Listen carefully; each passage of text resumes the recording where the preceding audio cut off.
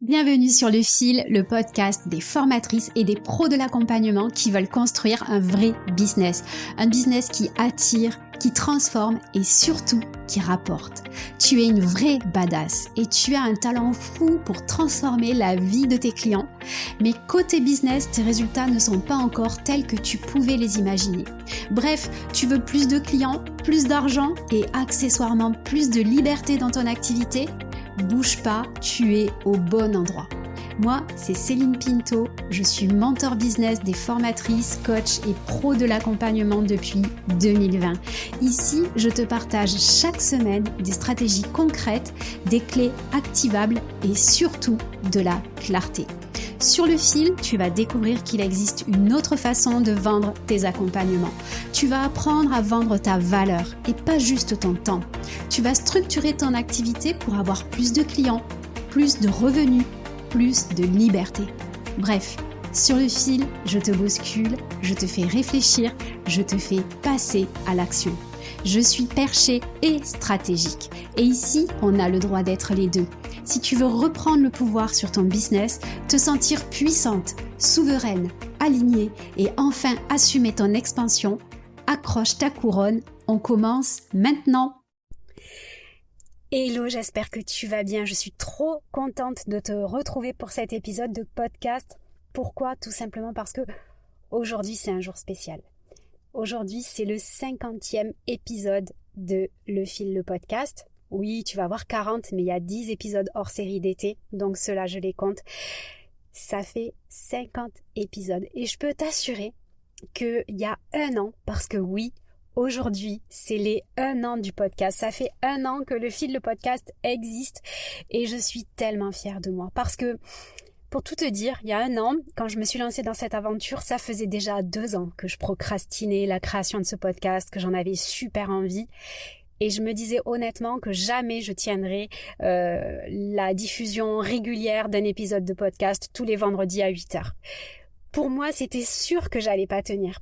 Parce que je déteste les routines, je déteste les contraintes, j'adore travailler à l'inspiration et quand j'ai pas l'inspiration, je vais pas pouvoir faire des épisodes de podcast comme ça toutes les semaines, etc.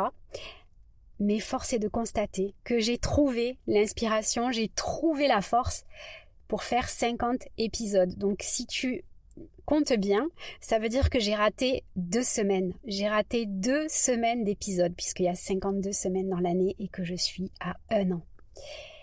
Si je suis encore là aujourd'hui pour ces 1 an, c'est grâce à toi. Clairement, toi qui m'écoutes, c'est toi qui me donne la force toutes les semaines de me dire allez, cette semaine, je publie un épisode. Pour rien te cacher, si tu veux savoir où je suis présentement, là où je suis en train d'enregistrer cet épisode de podcast, c'est dans ma voiture. Et on est jeudi après-midi pour un épisode qui sortira demain matin. Tout à fait. Donc autant te dire qu'en termes d'organisation, je ne suis pas la pro du batching, je ne suis pas la pro du scripting, je ne suis pas la pro de rien du tout. Mais ce qui est sûr, c'est que ce rendez-vous que j'ai avec vous toutes les semaines, pour moi, il est devenu tellement précieux. J'ai la sensation que c'est un espace où je peux vous dire des choses que je dis nulle part ailleurs, en toute authenticité. Celles qui m'écoutent depuis 1 an savent que dans cet espace du podcast, je dis tout. Et d'ailleurs, pour cet épisode, j'avais envie de te parler des 7 leçons que j'ai tirées de 2025. Alors, cette année 2025 n'a pas été la meilleure année entrepreneuriale de ma vie. Pour arrêter le suspense tout de suite, pour les curieuses qui veulent savoir combien de chiffres d'affaires j'ai fait cette année, clairement, je suis loin du chiffre d'affaires de 2024 et pas en bien. Donc, honnêtement, 2025, je suis dégoûtée du chiffre d'affaires que j'ai fait. Et en même temps, je suis encore là. On est en décembre. Au mois d'avril, à partir du mois d'avril, je savais déjà que ça allait être la galère. Et en avril, quand j'ai fait mon bilan de 2023 avec ma comptable, je lui ai dit, c'est simple, je me laisse jusqu'à décembre pour choisir et décider si je continue ou si j'arrête mon activité. J'étais au fond du seau en avril, je voulais vraiment tout arrêter. Et puis, tu vois, on est en décembre. Ma comptable m'a fait un petit mail hier ou avant-hier pour me demander des nouvelles. Et j'avais oublié que j'avais dit que je laisserais tomber en avril, enfin que je déciderais en décembre si j'allais laisser tomber ou pas. Force est de constater que j'avais oublié de me reposer cette question parce que évidemment que je n'arrête pas mon activité, évidemment que je suis toujours là. Oui, je suis dégoûtée de mon chiffre d'affaires parce que, d'ailleurs il y a un truc que j'ai jamais vraiment dit, mais est-ce que quand tu es coach business, tu as le droit de galérer dans ton business? Ça c'est une vraie question. Est-ce que quand tu es experte de ton sujet, tu as le droit de galérer dans ton domaine de prédilection? Tu vois par exemple les coachs qui sont spécialisés dans le sommeil, est-ce qu'elles ont le droit de mal dormir? Ben oui, en fait. Les coachs qui sont spécialisés dans le sommeil, elles aussi, elles ont le droit de mal dormir. Est-ce que tu crois que les sophrologues, elles ont le droit de pas avoir envie de décrocher la tête de leur ado quand elle leur casse les pieds? Oui. Le truc, en fait, c'est que c'est difficile d'en parler ouvertement. C'est difficile de le dire sur les réseaux, tu vois, que j'ai galéré. Parce que, clairement, quand mon chiffre d'affaires, il est aussi bas, je me sens comme une grosse merde. Vraiment. Je me dis, attends Céline, tu donnes des conseils aux gens pour faire du chiffre d'affaires et toi-même, tu galères. Et puis, tu vas sur LinkedIn et puis tu tombes sur un post qui dit que 2025, c'était la galère. 2 posts qui dit que 2025 c'était la galère. Des posts qui parlent de en fait je vais fermer mon entreprise. Des posts de gens très bien positionnés qui vont dire en fait moi aussi je vais arrêter. Moi je viens de prendre un job salarié, etc. En fait, ouais, clairement, je me suis fait rouler dessus par 2025 et en même temps, je suis encore là. Et le bilan de cette année, financièrement parlant, il est pas ouf. Par contre, dans un autre plan, j'ai appris tellement de choses cette année. J'ai fait des grosses erreurs. Et en avril, j'ai payé les pots cassés d'une énorme erreur que j'ai faite. Et je vais t'en parler. Et en fait, c'est ça l'idée. C'est que, ok, 2025, ça n'a pas été ma meilleure année financièrement parlant. Par contre, je crois que j'ai jamais autant évolué et vite avancé dans mon business. Je sais pas comment dire ça, mais j'ai pété des barrières invisibles, tu sais, dans ma tête. J'ai pété des croyances que j'avais, enfin, un truc de fou. Et je me dis qu'en fait, cette année, elle était vraiment là pour péter plein de choses que je croyais qui étaient fausses.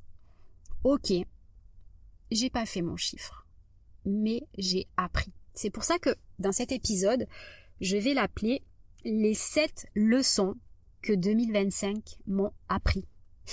En mode film de Noël, tu vois. Donc ouais, je vais te donner 7 leçons que j'ai appris de 2025 et j'espère que ça pourra t'aider. J'ai mon petit carnet, j'ai écrit quelques petits trucs, j'ai pas fait de script évidemment parce que sinon c'est pas drôle. Et donc je me demande lequel je vais te parler en premier. Et en fait le premier conseil, la première leçon que j'ai notée pour 2025, c'est qu'il n'y a aucun raccourci pour réussir. Il n'y a aucun raccourci pour réussir. Et ça va parler de la plus grosse erreur que j'ai fait cette année, c'est de vouloir scaler à tout prix. En fait, non. La plus grosse erreur que j'ai fait, c'est de croire que j'étais prête pour scaler. J'étais persuadée que j'étais prête à scaler, mais pas du tout. En fait, en janvier ou février, j'ai rejoint un mastermind, donc un programme mastermind à 15 000 € en fait, pour justement scaler, pour passer mon business à 30, 50 000 € par mois. Et honnêtement, j'étais persuadée que j'étais prête à scaler mon business. Sauf qu'en fait, je me suis vite brûlé les ailes en fait. En suivant ce mastermind, j'ai compris que scaler, c'est beaucoup plus que juste avoir une offre que tu peux digitaliser à 100% et la vendre. J'ai compris que scaler, scaler, ça veut dire passer par exemple de 10 à 50 ou 100 000 euros de chiffre d'affaires sans tout péter dans ton business. Ok ? Donc moi, c'était mon objectif. Je voulais passer à 10, 20, 30 000 euros par mois. Avec mon offre Bing, mon offre signature de l'époque, j'ai cru que j'allais pouvoir scaler.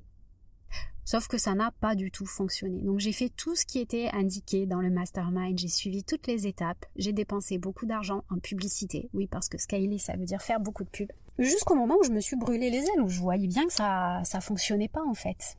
Et là où je croyais que mon offre signature était bien mon offre signature, j'ai compris que j'avais un gros problème à la base de mon business en fait. Un gros problème de cible, un problème de positionnement, plein de problèmes comme ça, et puis aussi un problème avec mon offre. Parce que l'erreur que j'ai fait, je pense, sur Bing, sur mon offre phare, qui est high ticket, beaucoup de contenu, beaucoup de choses à faire. Un programme qu'on peut suivre en 1 an, voire 2 ans, où on n'aura jamais fini en fait. Et ça, c'est gros souci. Ça fait vraiment partie des trucs que j'ai appris.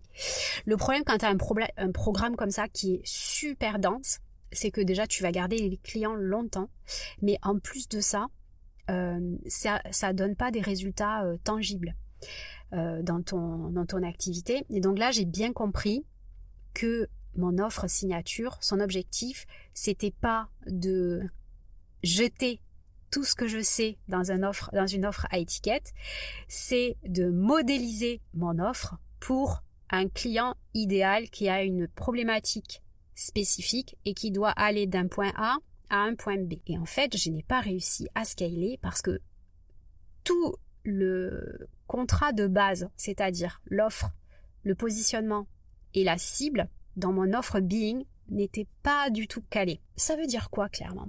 Quand ton offre signature ne va pas, que tu dois tout refaire, eh bien en fait tu peux pas scaler parce que tes clients, tu peux pas les prendre pour des imbéciles. Alors, les clients qui sont dans Bing, ils étaient ravis, on travaillait bien, c'était top. Le problème, c'est les nouveaux clients qui n'arrivent pas à comprendre quelle est ton offre, à comprendre quelle est ta plus-value, ce que tu vas leur apporter, etc. Et en fait, quand tu n'as pas une offre, un positionnement, une communication, une cible claire, nette, simple et précis, tu n'arrives à rien. Et donc, tu peux pas passer au niveau d'après. Le raccourci que j'ai voulu prendre, c'est de me dire non, mais je vais changer le positionnement, je vais changer la cible, sans jamais me dire en fait, tu as un problème avec ton offre. Ce que tu vends, ça ne va pas. Et moi, j'ai voulu prendre un raccourci pour scaler malgré ça. Sauf qu'en fait, ça n'a pas marché. Donc là, depuis que j'ai compris ça, j'ai encore une fois repris les bases de mon activité. Mon offre, mon positionnement, ma cible. Et c'est pour ça qu'aujourd'hui, le programme Bing, il est en train de devenir autre chose. Il est en train de devenir un accompagnement premium, individuel, et que j'ai créé une autre offre, que j'ai créé Fil. Fil, c'est un accompagnement sur 3 mois, structuré, qui répond à une problématique claire, nette et précise, pour une cible claire, nette et précise, avec un prix précis. Et là, ça marche beaucoup. Et le fait de te dire qu'il n'y a pas de raccourci, c'est vraiment ça, c'est que tant que tu n'as pas ton offre, ton positionnement, ta cible bien définie, il va se passer rien du tout. Il n'y a pas de raccourci. Tu dois bosser là-dessus impérativement. Le raccourci aussi pour réussir, il n'existe pas tout simplement parce que tu as tes gourous du web là qui te disent que tu peux réussir en 30 jours, à scaler en 30 jours. J'y ai cru, quand j'ai acheté ce mastermind là à 15 000 euros, je peux te dire que j'y ai cru. Je croyais que j'allais trouver la recette miracle, etc. Et puis je l'ai fait. Et puis en fait, je me suis aperçue qu'il y avait 0 recette miracle. C'est peut-être ce qu'on te raconte, mais il n'y a pas de recette miracle en fait. Et même les gens qui te disent que ça va vite marcher, que c'est pas compliqué, que c'est simple, etc. En fait, il n'y a pas de miracle, il n'y a pas de raccourci. Il faut faire les choses. Et puis tu sais quoi, même l'autre truc, c'est qu'il faut se casser la gueule en fait. Parce que te casser la gueule, ça fait partie du chemin. Parce que tu pourras jamais te relever si tu tombes pas. Et te relever, ça veut dire apprendre des leçons, ça veut dire découvrir des erreurs que tu as fait et te dire que bah ouais, ça c'était une erreur. Et tu sais, dans le milieu de l'entrepreneuriat, l'infoprenariat, la formation en ligne, etc., il y a beaucoup de personnes, il y a peu d'élus. Et les élus, eux non plus, ceux qui réussissent, qu'on voit partout sur les réseaux, etc., eux aussi, ils galèrent. Eux aussi, ils ont leurs questions, leurs problématiques, etc. Et eux aussi se cassent la gueule. Et eux aussi, eh ben, ils ont ce chemin-là. Peut-être qu'ils vont pas le dire sur les réseaux, parce que oui, on doit être transparent sur les réseaux, mais pas sur tout. Tu vois, il y a cette forme un peu d'hypocrisie sur les réseaux sociaux qui fait que oui, tu vas partager certains trucs ou tu vas partager tes erreurs, mais une fois qu'elles sont corrigées et que t'as tout dépoté après, quoi, derrière. Donc la première leçon, c'est ça. Il n'y a aucun raccourci pour réussir. La deuxième leçon que j'ai aussi appris par rapport au mastermind, c'est tu ne peux pas forcer ta nature. Tu peux faire ce qui te correspond et avancer quand même. Et là, c'est une croyance en fait que j'avais.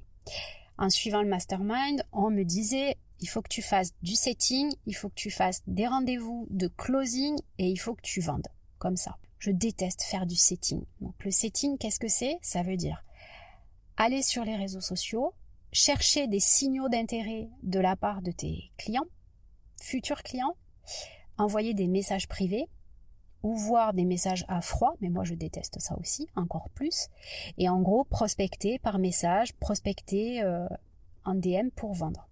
Alors oui, ça fonctionne, hein. Clairement, c'est hyper efficace le setting.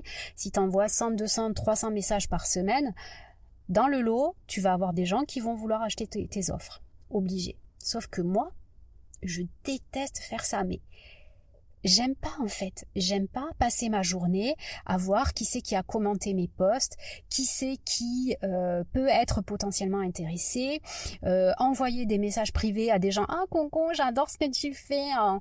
C'est quoi ta problématique du moment ? Je déteste faire ça. Et sauf que pendant des mois, que dis-je, peut-être même des années, je me dis mais ton business, ma vieille, il va jamais exploser si tu fais pas du setting.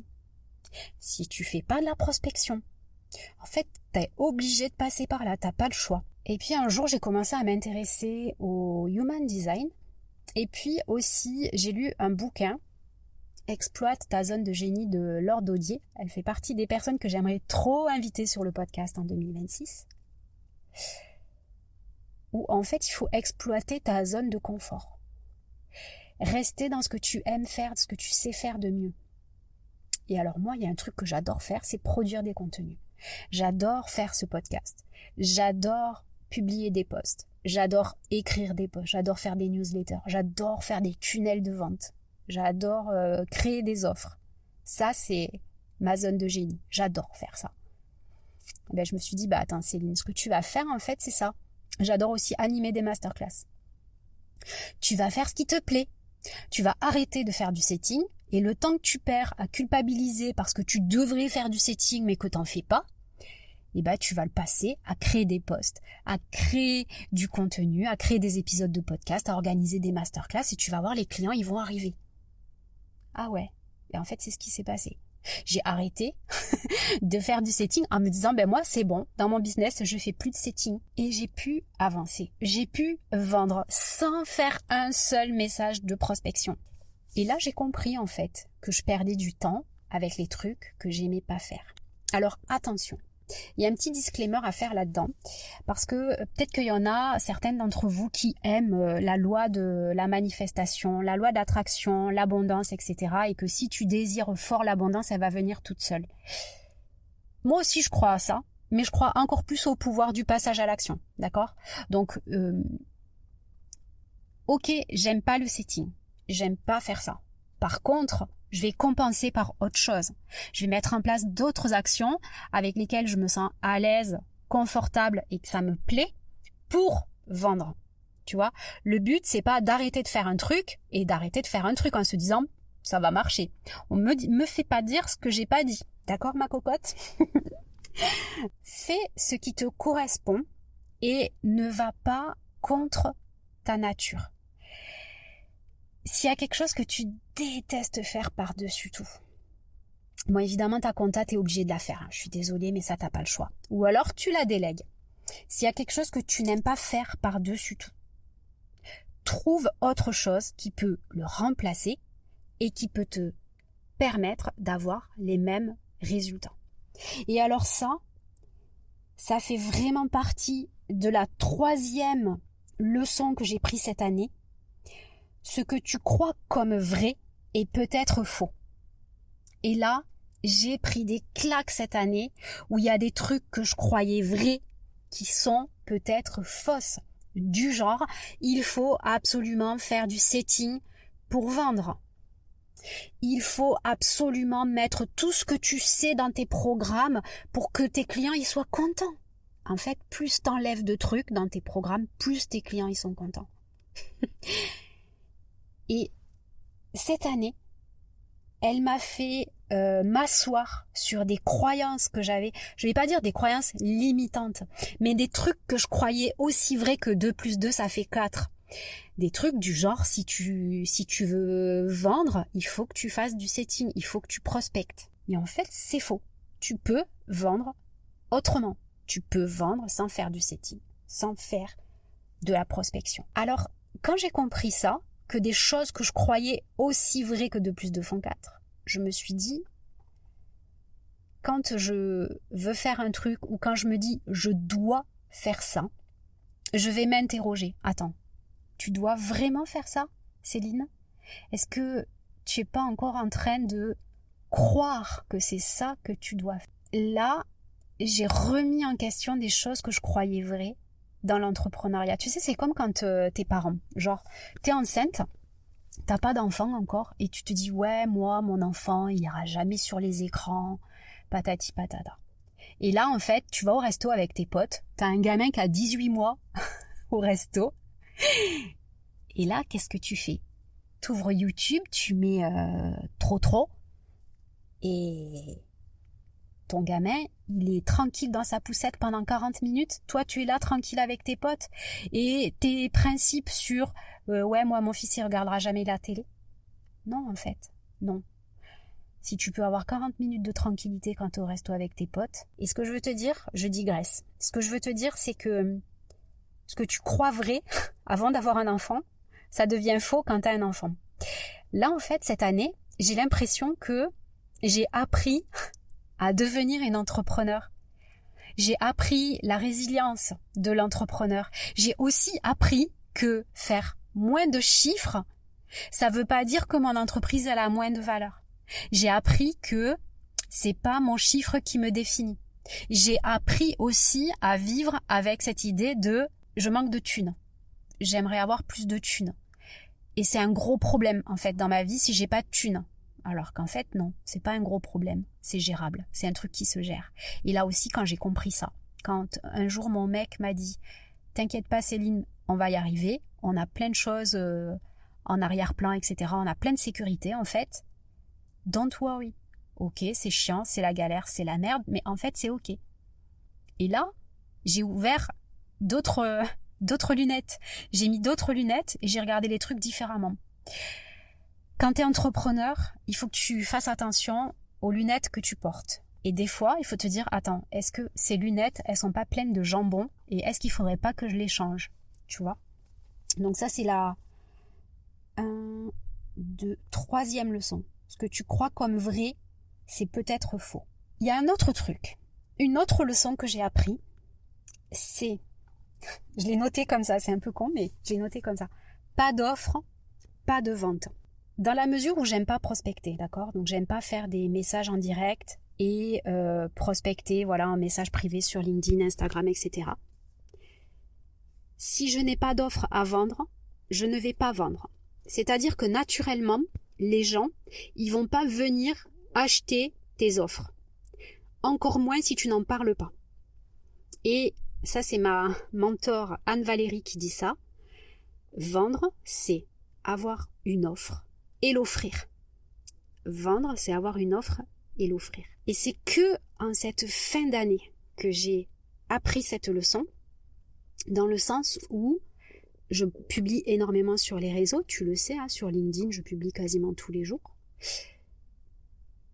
si tu ne proposes rien dans tes posts, si tu n'as rien à vendre, tu vas pas vendre. Parce que naturellement, les gens, ils vont pas venir voir ce que tu as à vendre. C'est à toi de leur dire ce que tu as à vendre. Et les réseaux sociaux, c'est un peu comme j'ouvre la boutique. Tu vois, tu es dans un centre commercial, tu ouvres la boutique. Je crois que j'en ai déjà parlé dans le podcast. Tu ouvres la boutique et tout simplement, il y a des gens qui vont passer devant chez toi et qui vont peut-être rentrer. Mais si ta boutique, elle est tout le temps fermée, ils vont jamais acheter. Donc toi, sur les réseaux notamment, à toi d'ouvrir la boutique, à toi de parler de tes offres. Alors qu'est-ce que tu as à vendre en ce moment, Maïté? Eh ben en ce moment, Maïté, j'ai de l'anguille, j'ai du canard, j'ai du foie gras, tu vois. Bon, désolé pour la ref, mais t'as compris. Et depuis septembre, ce que j'ai mis en place, notamment sur LinkedIn, c'est que j'ai toujours une offre à vendre. Que ce soit un bootcamp, que ce soit mon offre signature, que ce soit l'inscription à une masterclass ou que ce soit des offres sur mes petites formations en ligne. En ce moment, je fais ma petite pub en décembre jusqu'au 25 décembre avec le code It's Time avec 4 i, tu as 25% de remise sur toutes mes formations en ligne. Donc n'hésite pas, il y a plein de formations qui peuvent te correspondre. Si tu vas sur LinkedIn et que tu cliques sur le shop ou sur mon site internet, je viens même de créer un petit GPT où tu vas pouvoir lui parler, lui expliquer ta problématique et il va te donner quelle est l'offre du moment qui sera la plus adaptée pour toi. Donc n'hésite pas à bénéficier des 25% de remise. Ça c'était pour la partie publicité, mais tu vois, en fait si j'ai rien à te proposer, tu vas rien venir acheter forcément. Acheter ou t'inscrire. Donc aie toujours quelque chose à proposer, quelque chose à vendre. Et ça c'est une leçon que j'ai appris de fin 2025. En 2026, je vais avoir tout le temps quelque chose à te vendre. Et là, je suis en train de préparer mon plan d'action commerciale pour 2026. Tous les mois, j'aurai un truc à te vendre. Tous les mois, je vais te proposer, je vais te faire une offre. C'est encore plus important quand tu as décidé de ne pas prospecter et de ne pas faire de setting, tu vois. Si tu ne fais pas d'offre à tes clients, ils ne vont pas acheter. Pas d'offre, pas de vente. J'ai encore une leçon. 4e ou 5e leçon, je te cache pas que j'ai perdu le fil. Agir vite. C'est le meilleur moyen pour tester ton idée. Alors là, ça vient en rebond de pas d'offre, pas de vente. Parce que là, je suis pas en train de te dire que tous les mois, en janvier, février, mars, avril, jusqu'en tu vas devoir créer des nouvelles offres. Pas du tout. Ce que je te dis, c'est que tous les mois, tu vas devoir faire des propositions, des offres à tes clients. Agir vite, c'est le meilleur moyen de tester ton idée. En fin août, j'en avais marre. Encore une fois, cette année m'a challengée, je te le dis. Fin août, je me suis dit, bon, il faut que je fasse un truc là pour la rentrée parce que j'en ai marre, ça me saoule. Et sous ma douche, je t'en ai déjà parlé aussi, j'ai eu cette idée du bootcamp. En une semaine, le bootcamp était prêt, le contenu du bootcamp était prêt, le onboarding était prêt, la com était prête et je me suis dit, en septembre, tous les jours de septembre, je vais parler du bootcamp. Et en fait, j'ai agi super vite. C'est-à-dire qu'entre le temps j'ai cette idée sous la douche et le premier post pour commencer à le vendre prêt sur LinkedIn, il a dû se passer entre 7 et 10 jours maximum. Et ça m'a ramené 5 000 € de chiffre d'affaires. En faisant simplement un post par jour sur les réseaux. Pas d'appel de vente, pas juste des DM pour répondre à des questions, mais c'est tout. Si tu as une idée, tu sais pas si elle va marcher, lance-la. Lance-la le plus vite possible. Au lieu de passer 15 jours à te demander si ça va marcher, passe 15 jours à faire ton offre minimum viable. Ça, j'en parle beaucoup dans mes programmes. Fais ton offre minimum viable pour qu'elle puisse fonctionner à minima et lance-la. Ça sera beaucoup plus productif que si tu passes 15 jours à te demander si ça va marcher. Il vaut mieux passer 15 jours à essayer de la mettre sur pied et à la faire fonctionner que de te poser des questions. Agis vite, passe à l'action rapidement. Ton pouvoir d'exécution rapide, c'est quelque chose qui va être... c'est ta chance. En décembre, j'ai décidé de créer une promo sur mes formations en ligne, moins 25%. Je t'en remets une petite couche jusqu'au 25 décembre. Le code, c'est It's Time avec 4 i. Je l'ai décidé. J'ai réfléchi 5 minutes. Je me suis dit, ok, je vais créer le code promo. Et c'est tout. J'ai commencé à faire des posts sur les réseaux. J'ai programmé des posts. Et voilà. Donc, ça m'a pris 15 minutes. 2 heures pour faire quelques posts. Ok. Et là, ça y est. C'est parti. Ça fait 3 jours que j'en parle. J'ai pas encore fait de vente. Ça, on est d'accord. Par contre, j'ai déjà 2 personnes qui sont intéressées. Je vais mettre un petit peu de FOMO, là, manière d'activer les ventes. Et ça va me générer du chiffre. Je suis pas sûre que ça sauve mon année 2025 en termes de chiffre d'affaires, parce que j'ai pas mal de retard à rattraper.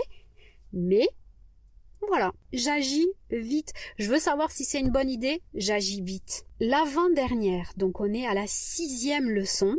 Alors ça, c'est ma première coach business, quand j'ai démarré, qui disait ça. Elle disait « fait est mieux que parfait ». Ça, c'est pour les perfectionnistes. Mais moi, je préfère dire « fait est mieux que pas fait ». J'ai des clientes, je les adore. Mais elles ont tellement peur de cliquer sur poster, de cliquer sur diffuser leur pub, de cliquer sur envoyer un mail pour proposer une offre géniale, etc. Elles ont tellement peur qu'elles font pas. Elles procrastinent. Elles font pas.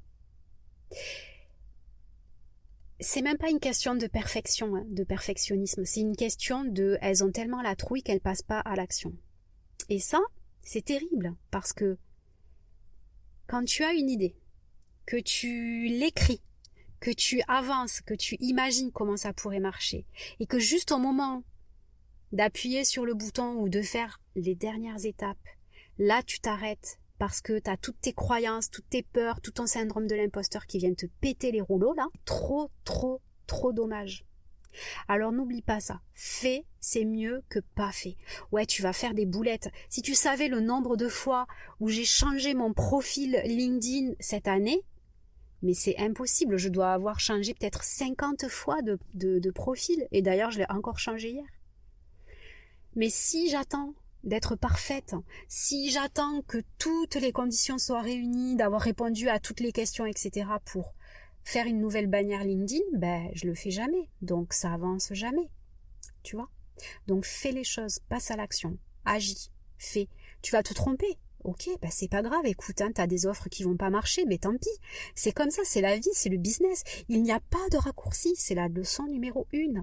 Les erreurs, les chutes que tu vas prendre, t'es obligé, t'as pas le choix, ça fait partie du chemin. Et merci les erreurs. Merci toutes les erreurs que j'ai fait en 2025. Et merci, tu sais quoi, je remercie ce chiffre d'affaires de merde que j'ai fait en 2025. Pourquoi ? Parce que ça m'a appris ma force, ma puissance. J'ai dépensé 15 000 euros. En vrai, j'ai payé que 7 500 parce qu'ils ont été super cool. D'ailleurs, je dirais pas qui c'est. Ils ont été super cool. Ils ont accepté que j'arrête en plein milieu. J'aurais pu fermer ma boîte à cause de cet investissement. Donc, j'étais vraiment pas bien. Oui, les erreurs, je les remercie. Parce que aujourd'hui, je sais que la prochaine fois que je m'offre un mastermind, je sais déjà quel est le mastermind que je vais m'offrir et je sais quoi en attendre. Ce mastermind que j'ai payé à une blend, il m'a permis d'apprendre que je n'ai absolument plus besoin de savoir plus de choses.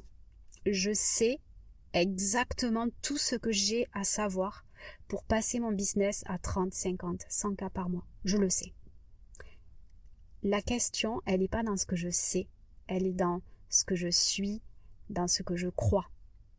Donc c'est là que je dois travailler. Et je crois que il a fallu que j'aille jusqu'à me mettre en danger financier avec un mastermind où on t'apprend à faire pour comprendre que je n'avais plus besoin d'apprendre à faire. Je ne sais pas si c'est clair, mais c'est pas grave.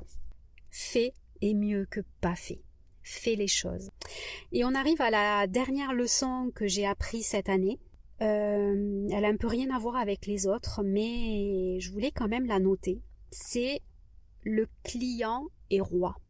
Alors, si je veux te dire ça, en fait, c'est pour te dire que si tu as offert ton offre, si tu l'as proposée, si tu en as parlé, si tu as fait tout ce qu'il fallait pour lui donner une chance, parce que si tu n'as rien fait, tu lui as pas donné sa chance. Donc si tu lui as pas laissé sa chance, tu peux pas savoir si elle marche ou pas. Mais si tu lui as laissé sa chance et que malgré tout, ça ne marche pas, c'est qu'il y a peut-être quelque chose à regarder du côté du client. Parce que lui, le client, il sait. Lui, le client, il ne ment jamais. Lui, le client, il est d'une simplicité et d'un cartésianisme. Il est hyper cartésien, sans faille. Si tu veux, le client, c'est oui, je désire ton offre ou non, je ne désire pas ton offre. Ou je la désire, mais...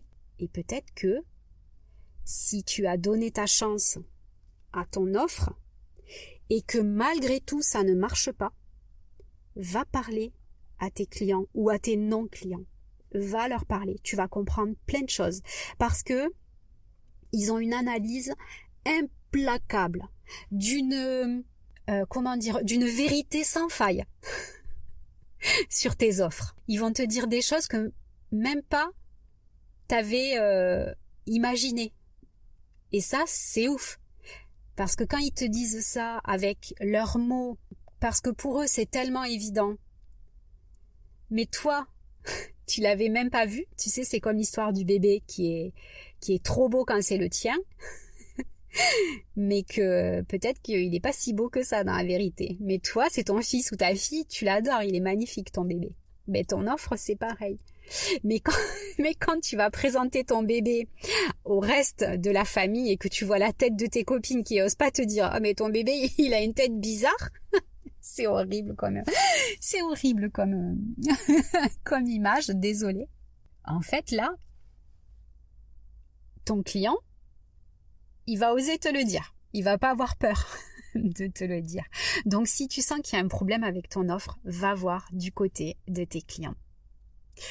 Et voilà. Alors, je vais te refaire un petit récap des 7 leçons que j'ai appris en 2025. C'était mon épisode bilan de l'année pour les 1 an du podcast. Je suis tellement fière d'avoir réussi ce podcast. Et tu vois, aujourd'hui, je t'ai parlé beaucoup des choses que j'ai pas réussi cette année. Et en même temps, j'ai appris tellement. Je suis je suis pleine de gratitude pour cette année. Et notamment pour ce podcast, tu vois, que j'ai réussi à tenir jusque-là. Il n'y a pas de raccourci pour réussir. Il n'y a aucun raccourci pour réussir. Tu ne peux pas forcer ta nature. Tu peux faire ce qui te correspond et avancer quand même. Trouve ce qui te correspond et avance avec ça. Exploite ta zone de génie. Et bientôt, j'espère, il y aura Laure Daudier qui viendra parler de ça dans le podcast parce que c'est vraiment important de comprendre ça. Ce que tu crois comme vrai est peut-être faux. Alors, interroge tout ce que tu crois pour te demander si c'est vraiment vrai. Agir vite, c'est le meilleur moyen pour tester ton idée. Agis vite et vois si ça marche. Comme disait un célèbre philosophe, Jean-Claude Van Damme, « Essaye, tu verras bien ». Oui, il disait ça. L'expression revisitée de Aline Bartoli, « Fait est mieux que pas fait ». Pas d'offre, pas de vente. Pas de bras, pas de chocolat. Si tu n'offres pas ton offre, tu feras pas de vente. Alors offre tes offres. Et enfin, la dernière leçon de 2025, le client est roi. Si ça ne marche pas, retourne voir ton client ou ton non-client. Voilà, cet épisode est terminé en direct de ma Ford Focus avec mon téléphone. Et là aussi, tu vois, comme disait Orelsan, si tu veux faire un film, il te suffit d'une caméra et d'appuyer sur Record pour faire un film. Si tu veux lancer un podcast, il te suffit d'avoir un téléphone et d'appuyer sur l'enregistreur pour faire un épisode de podcast. Je t'embrasse, je te dis à la semaine prochaine. Si cet épisode t'a inspiré, secoué ou donné une idée claire à activer, rappelle-toi juste d'une chose, tu as le pouvoir de tout transformer. Tu n'as pas besoin de permission pour viser grand, juste de décisions claires, d'un plan solide et de t'entourer des bonnes personnes. Si tu veux aller plus loin, mon programme de mentorat est là pour les plus déterminés. Tu trouveras le lien juste en dessous de l'épisode. Et si ce podcast te parle, pense à t'abonner, le partager et à laisser une note parce que c'est la meilleure façon de le faire rayonner. À très vite dans un nouvel épisode et d'ici là, continue d'assumer ton expansion.